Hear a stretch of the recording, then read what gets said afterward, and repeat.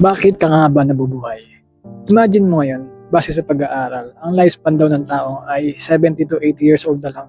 Grabe, no? Napakaiksi na lang ng buhay ng tao ngayon.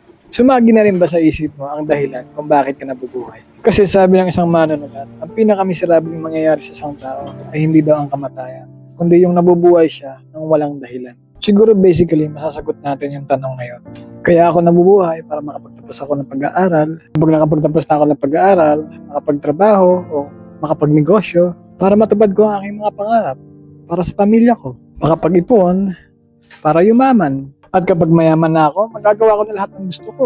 Wala namang problema doon. Pero ang kaso, kung titingnan natin, nasaan ang Diyos doon? Kung makikita natin, lahat yun puro pang sarili, para sa'yo lahat. At pagkatapos ng lahat ng yun, hihintay mo na lang si kamatayan. At kapag patay ka na, lahat ng mga mahal mo sa buhay, nagpapatayan sa sama ng loob dahil sa mga naipundar mo.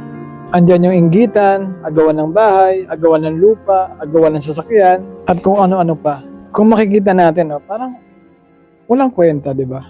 Di ba't dapat sinasama natin ang Diyos sa buhay natin para magkaroon ng purpose yung ating life? Alam mo, kahit ano pa estado ng buhay mo, para hindi masayang, kailangan natin isama ang Diyos sa buhay natin para magkaroon ng meaning. Kagaya ng sinasabi sa Deuteronomy chapter 6 verse 4 to 5, "Hear, O Israel, the Lord our God, the Lord is one. You shall love the Lord with all your heart, with all your soul, and with all your might." Sa tingin mo, bakit sinabi ni Lord yon? Na lahat ibigay natin sa Kanya. Mahalin natin siya ng buong puso, ng buong kaluluwa, ng buong lakas. Ganun ba siya ka-insecure para ibigay lahat sa Kanya? Ganun ba siya ka-self-serving? Ganun ba siya ka-kulang para lahat ibigay natin sa Kanya? Actually, hindi ganun yun eh. So, isipin natin, kung meron man nakakaalam na pinaka-mainam, pinaka-the best para sa atin at pinaka-deserve mo, siya lang nakakaalam nun. At kung meron man siyang i-offer na pinaka-deserve natin, ang in-offer niya ang kanyang sarili. Kaya niya sinabi na, "Love me with all your heart, with all your soul, and with all your might."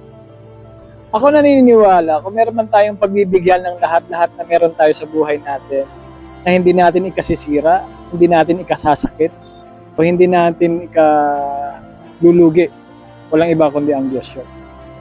Kasi pag-isipan mo, lahat ng bagay dito sa mundo, pag ibinigay mo lahat ng sobra-sobra, pag ibinigay mo lahat ng lahat-lahat na meron ka, intentionally o hindi, masasaktan ka.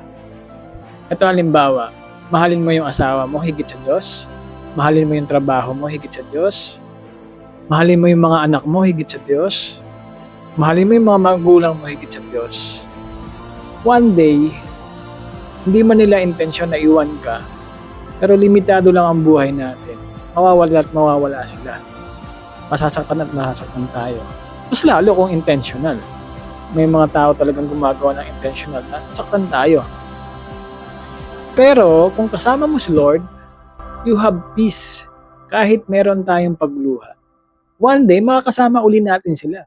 And you have peace na alam mo kay Lord sila mapupunta. Hindi katulad ngayon na kapag namatay ka, namatay yung anak mo o mahal mo sa buhay, hindi mo alam kung saan sila mapupunta. Pag-isipan mo, kaya ka nabubuhay para kilalanin, mahalin ang ating Diyos, si Jesus.